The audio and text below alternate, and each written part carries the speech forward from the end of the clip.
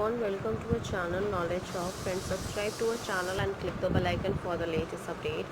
आज हम लोग जो डिस्कस करने वाले हैं वो हम डिस्कस करेंगे केमिस्ट्री का लेक्चर, जो कि केमिस्ट्री के लेक्चर में आपका क्लास नंबर 112 है।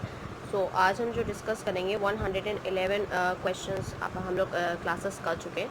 आज जो 112th क्लास करेंगे, जिसमें हम लिमिटिंग रिएजेंट के बारे में डिस्कस करने वाले हैं। आज वाला उसके साथ हम आज क्वेश्चन को भी अटेम्प्ट करेंगे, जो कि फुली हमें कैलकुलेट NH3 मॉलिक्यूल्स, अमोनियम के लिए मॉलिक्यूल्स लिमिटिंग एजेंट जो प्रोडक्शन होता है, उस सोल्यूशन को भी हम आज की क्लास में देखेंगे।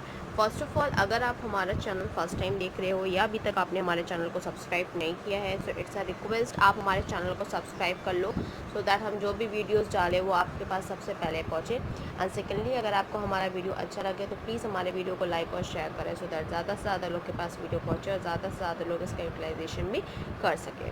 आज स्टार्ट करते हैं केमिस्ट्री के लेक्चर में लिमिटिंग रिएजेंट, जो कि बहुत इंपॉर्टेंट है टॉपिक। प्लीज़ इसको गो थ्रू कर लो और लाइक और शेयर और सब्सक्राइब करो। प्लीज़ शेयर भी करना मत भूलो, क्योंकि ज़्यादा से ज़्यादा लोगों के पास वीडियो पहुँचे, सो दैट उनको भी ये यूटिलाइजेशन का मौका मिले। स्टार्ट करते हैं लिमिटिंग रिएजेंट के बारे में। The reactant which is present in the large amount, less amount, this is the less amount, okay. The reactant which is present in the less amount gets consumed after some times, and after that no further reaction take place whatever be the amount of the other reactant present. Basically क्या होता है, जब reaction takes place करता है तो क्या होता है, वहाँ पे अगर बहुत ही कम अमाउंट में भी कंज्यूम कर रहा है तो कुछ टाइम के बाद हो सकता है वो और थोड़ा सा कम हो जाए विद द प्रेजेंस, या फिर अगर जितना भी रिमेंड रहता है आफ्टर रिएक्टेंट्स जो भी हमारा प्रेजेंट रहता है, वो हम उस अमाउंट को ही हम लेते हैं, चाहे जितना भी रिएक्शन के बाद प्रेजेंट होता है। रिएक्टेंट्स और प्रोडक्ट के बारे में अगर किसी को नहीं पता होगा, रिएक्टेंट्स वो होते हैं जो कंबाइन करने के बाद, रिएक्ट करने के बाद हमें प्रोडक्ट देते हैं।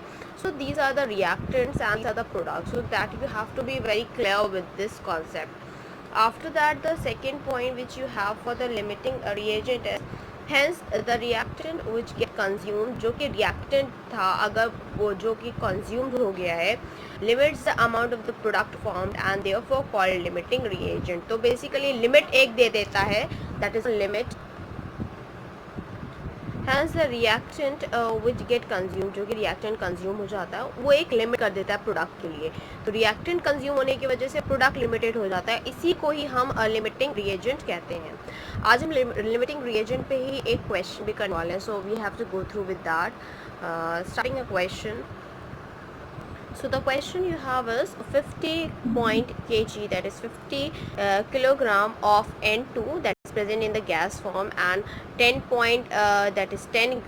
kilogram of H2 are mixed to produce NH3. तो क्या है यहाँ पे, the 50 किलोग्राम आपका N2 प्रेजेंट है जो कि गैसेस फॉर्म में, 10 किलोग्राम आपका H2 प्रेजेंट है that is also in the gases form, that are mixed to produce NH3 gas. Calculate the NH3 formed. Identify the limiting reagent in the production of NH3 in this equation situation. इस situation में आपको NH3 limiting reagent की कितना production NH3 का हुआ है, that you have to see and that you have to find it out कि limiting reagent कितना है, identify करना होता है. Okay.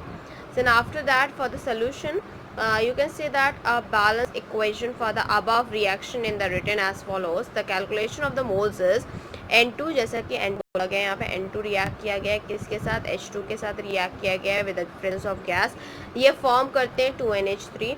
ये बैलेंस करने के लिए यहाँ पे 2O3 आया है, ठीक है. तो NH3 गैस फॉर्म में आया है. अब ये N2 यहाँ पे 3 यूँ क्यों आया है, ये देखो NH3 में यहाँ पे 3 हाइड्रोजन है, बट आप जानते हैं यहाँ पे H2 से रिएक्ट हुआ है, इसका मतलब एक हाइड्रोजन अभी भी यहाँ पे चाहिए इसको बैलेंस करने के लिए. ओके.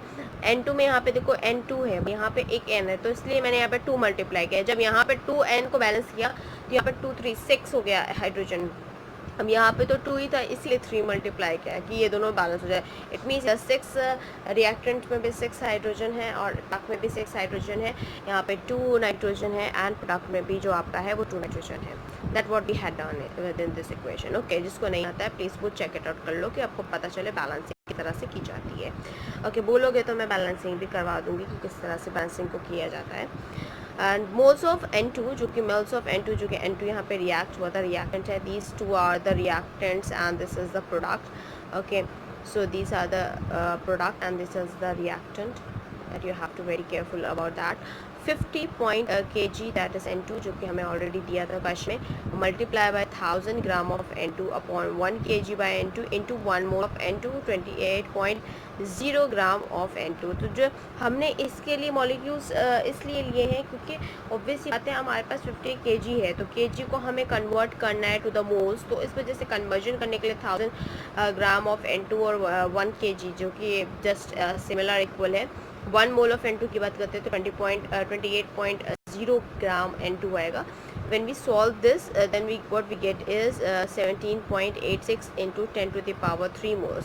इसमें कुछ बच्चों को कैलकुलेशन की दिक्कत होगी, जो कि बहुत सारे बच्चों ऐसा बोलते हैं कि मैम लाइक कैलकुलेशन करके दिखा दीजिए. सो उसके लिए बेटा अगर आप उसको कैंसिल आउट करते रहोगे यहाँ से, क्योंकि नीचे तो यहाँ पे 1 है तो दैट इज़ इक्वलाइज, यहाँ पे ये आपके 3 0 हैं और यहाँ पे आपका ये जो है ये 3 0 जो है वो 10 to the power 3 बन गया. ओके, एंड यहाँ पे ये 1 मोल है, ये 1 मोल 1 मोल तो कैंसिल हो जाएगा. 28 पॉइंट इसको 0 0 मैंने कैंसिल आउट कर दिए पर डेसिमल से. यहाँ पे 2 1 2 देन 2 4 8 एंड देन 0, एंड यहाँ पे अगर करेंगे तो देखो 2 2 4 2 5 10 एंड 0. देन फिर उसके बाद हम अगर 2 से करते हैं तो 2 7 14 एंड 0, एंड देन 2 1 2 2 2 4 एंड 2 5 10, 125 आ गया, ये 70 आ गया. तो अभी हम इसको 5 से करेंगे.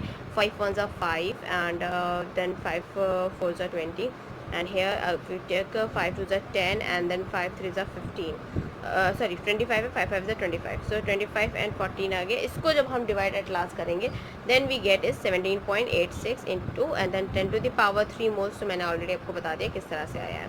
Okay, moving on with the further that we have to find out the moles of H2 here.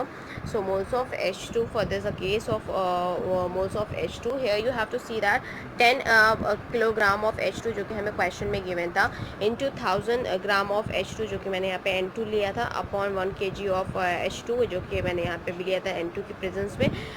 मोल निकालने के लिए 1 mole of H2 and then 2.016 gram of H2. ये जो आपका है वो पूरा, क्योंकि वैसे तो वो 1.08 होता है.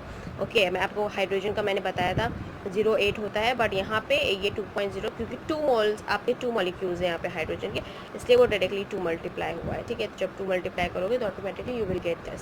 After that while be solving this, इसको डेसिमल को रिमूव करेंगे. फॉर दैट 1 डेसिमल आएगा, तो यहाँ पे कैंसिल आउट करके 1 10 to the power 3 हो जाएगा. इसको और इसको कैंसिल आउट करेंगे, then we get is 4.96 into 10 to the power 3 moles. Okay, after that we have moving on with further this question.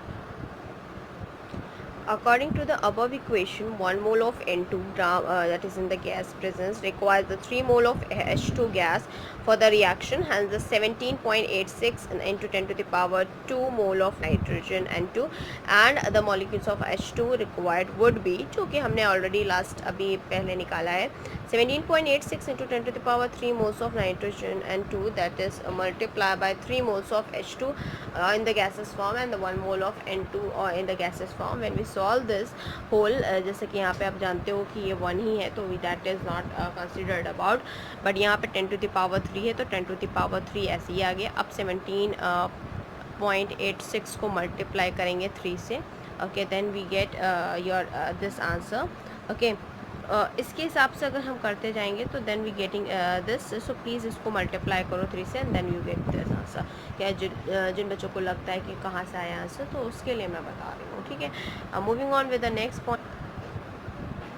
So but we have only 4.96 into 10 to the power 3 moles of H2, hence the dihydrogen is the limiting reagent in that case. So NH3 would be formed only from the amount of the available dihydrogen, that is 4.96 into 10 to the power 3. तो जो कि हमारा limited agent, जो हमारा limited reagent है हमारा hydrogen H2, तो वो 4.96 into 10 to the power 3 ही है जो कि हमारा लिमिटिंग रिएजेंट डाइहाइड्रोजन का है. तो ऑब्वियसली बात है यहाँ पे 5.36 जो आ रहा है उसको लिमिट कर दिया इसने 4.96 into 10 to the power 3 moles में. Since 3 moles of H2 given 2 moles of that is ammonia, So in that case, the 4.96 into 10 to the power 3 is moles of H2 dihydrogen into 2 moles of NH3 and 3 moles of H2 gas, जो कि NH3 और H2 का हम लोग cancel out कर रहे थे. उस केस में 3.30 into 10 to the power 3 10 to the power 3 तो यहाँ से आ गया. And then after that we multiply 4.96 into 2 and then after that divide by 3, then we get 3.30. 1 mole of NH3 gas is equals to 17.0 gram of NH3. ये तो आपको learn करना पड़ेगा. This is the mole concept that what we had have to discuss. 3.30 into 10 to the power 3 moles of hydrogen and 17.0 gram of NH3 and 1 gram of NH3 in the gas presence. That is जब हम इसको देखो 3.30 into 10 की power 3 तो यहीं से आ गया, multiply 7.0 10H3, क्योंकि यहाँ पे 1 है तो दैट इज़ नॉट कैलकुलेशन में कोई भी मिस वो नहीं होगा, इस वजह से इसको कैंसिल आउट किया है 1 के लिए. जब इन दोनों को हम मल्टीप्लाई करेंगे then we get 56.1 into 10 to the power 3. 10 to the power 3 यहीं से आ गया. ओके, एंड आफ्टर दैट अगर हम इन दोनों को भी मल्टीप्लाई करेंगे then what we get is 56.1. यहाँ पे देखो, यहाँ पे ग्राम में था NH3, ठीक है, अभी यहाँ पे किलोग्राम में हो गया. तो 10 टू द पावर आपको पता है ग्राम से किलोग्राम करने के लिए उन्होंने डिवाइड कर दिया, तो ये कैंसिल आउट हो गया. And then after that we what we get, यहाँ पे डिवाइड किया 10 टू द पावर 3 से, इसको कैंसिल आउट करेंगे 56.1 आएगा, दैट इज़ KgNH3. तो क्लास आज के लिए इतना ही. Thank you, hope you enjoy this video. If you like this video please give a thumbs up and give a suggestion on a comment box. Thank you.